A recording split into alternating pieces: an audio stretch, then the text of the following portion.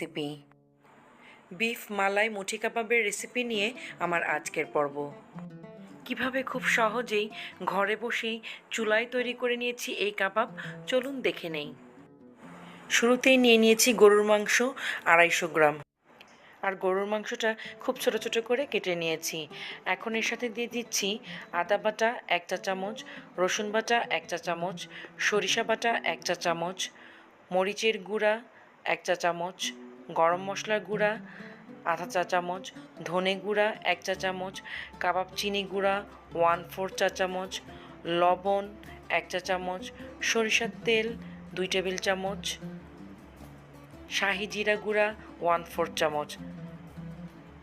এখন এই সবগুলো উপকরণ খুব ভালোভাবে মেখে নেব। মেখে নিয়ে এই ম্যারিনেশনের জন্য রেখে দিব এটাকে প্রায় আধা ঘন্টা থেকে 1 ঘন্টা।